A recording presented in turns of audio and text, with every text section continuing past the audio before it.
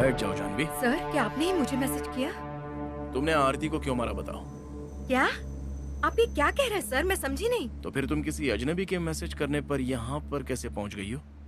ये बस एक क्यूरियोसिटी थी सर। आपको पता है कि हम खूनी को पकड़ने में कोई कसर नहीं छोड़ सकते। जानवी, इनफ। उस दिन जब तुमने उस लड़की के बारे में सब कुछ डिटेल में बताया था, जब मैंने रिसर्च किया तो ये पता चला कि उसका कोई दोस्त या दुश्मन नहीं था। ये बात उसी वक्त मुझे हजम नहीं हो रही थी। कातिल के पकड़े जाने के बाद तुमने केस बंद करने का पासा भी फेंका था। मैंने ऐसा कभी नहीं सोचा था कि हम कातिल को इतनी जल्दी पकड़ लेंगे। तुम्हारी उस बात को भी मैं हजम नहीं कर पाया। एक बात जो मुझे इस केस से रिलेटेड किसी और के अंदर नहीं दिखी, वो बात सिर्फ तुम्हारे अंदर ही दिखी। एक्साइटमेंट। जो पेपर उसने दिया उसमें क्या था सर? मैं पढ़ सकती हूँ। तुम्हारा एक्साइटमेंट केस के हर टर्निंग पॉइंट पर बरकरार रहा। तुम पूरे केस में रही हो। सर, क्या जानवी के बारे में मुझे कुछ बता सकते हैं? उसे रिटायर्ड आईजी मानिक वेल ने मुझे सजेस्ट किया था। जरूर वो उनकी ट्रेनिंग रही होगी। उन्होंने कहा था कि जेनिफर एकेडमी की सबसे बेस्ट स्टूडेंट रही है। मैंने भी सोचा कि इस केस में किसी फ्रेश को जोड़ना सबसे अच्छा रहेगा। कोई इशू है क्या कुमार? तुमने सब कुछ प्लान किया हुआ था और उसे खुद ही एग्जीक्यूट किया और अपने पर पर्दा भी डालकर रखा था। सर, सो तुम स्वर्गवासी आरती की बचपन की फ्रेंड थी, है ना?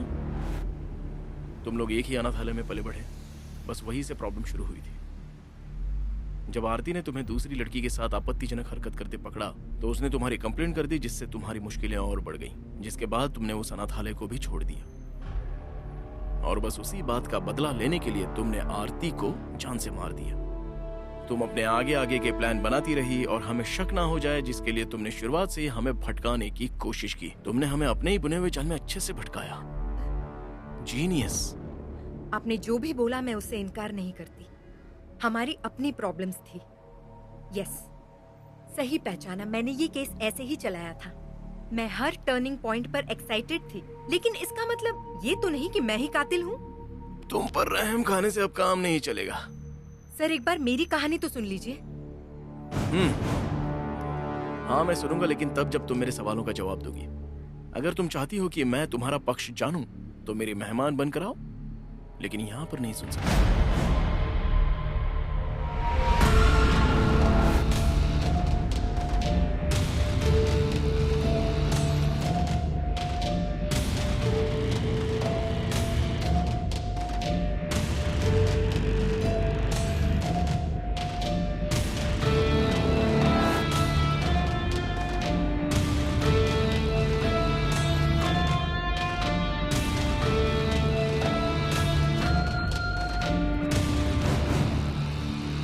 रामराव जी, सर।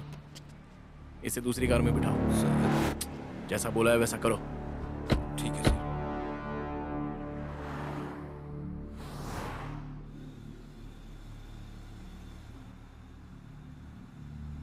सर।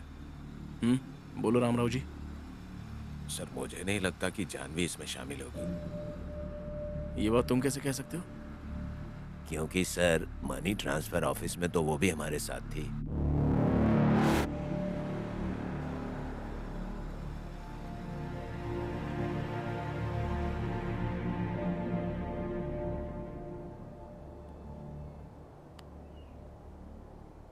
मुझे ये बात पहले ही बतानी चाहिए थी। I am sorry.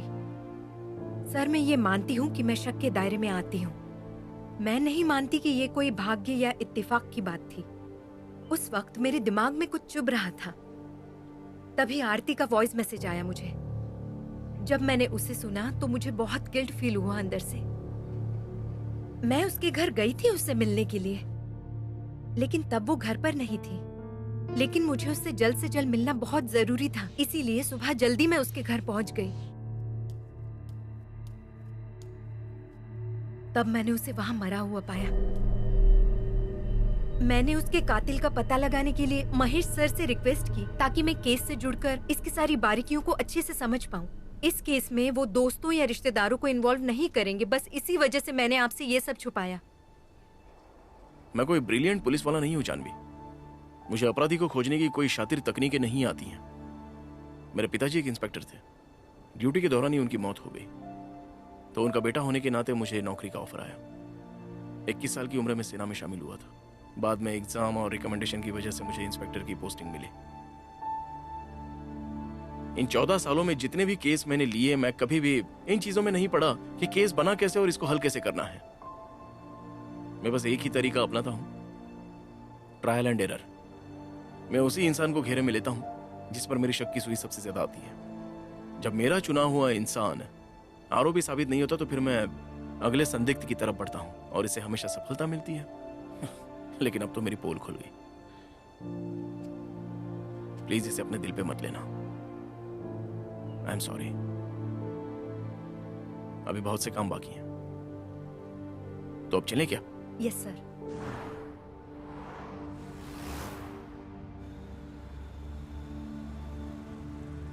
देखिए मुझे जल्दी जाना है। ऐसे कैसे जल्दी जाना है? अगर जल्दी जाना है तो गाड़ी को ठोक दोगे क्या? ऐसे तो गाड़ी नहीं रोको। होता है। चलो पैसे दो। जरा पीछे लेना। नहीं, हमारा नुकसान हुआ है, पैसे तो हमें देने पड़ेंगे। बात समझ लेना अच्छी तरह से। ए, क्या प्रॉब्लम है? सर खड़ी कार में टक्कर मार दी है। सर मेरी गलती है, दरअसल एयरपोर्ट जाने की जल्दी थी इसलिए टक्कर लग हाँ, गई। सर, मुझे ऐसा अभी ही जाने हुआ। दीजिए, इंश्योरेंस पेपर घर पे है, मैं वापस आऊंगा तो पेपर यही लेकर बात 4 आता हूं। घंटे से बोल रहा है सर। सर माँ एयरपोर्ट पे वेट कर रही है, वो लैंड कर चुकी है, प्लीज जाने दीजिए ना। फिर वो यूएस चली गई। सर वो पैसा यूएस के एक खाते से आया था। 5 मिनट रुको और पेपर लेके जाओ। अब चलो, जरा लेफ्ट में गाड़ी रोकना।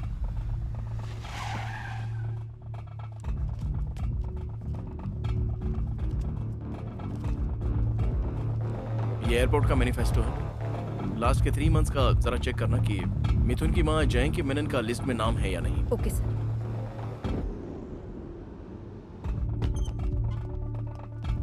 मिथुन और उसकी मां के मैसेजेस और उनकी कॉल्स को ट्रेस करने बोला था, उसका क्या हुआ? सर 3 महीनों की डिटेल्स है। हर हफ्ते में औसतन 2 से 3 बार फोन पर बात करते हैं, जबकि मैसेज सिर्फ पैसे ट्रांसफर से ही जुड़े हुए हैं।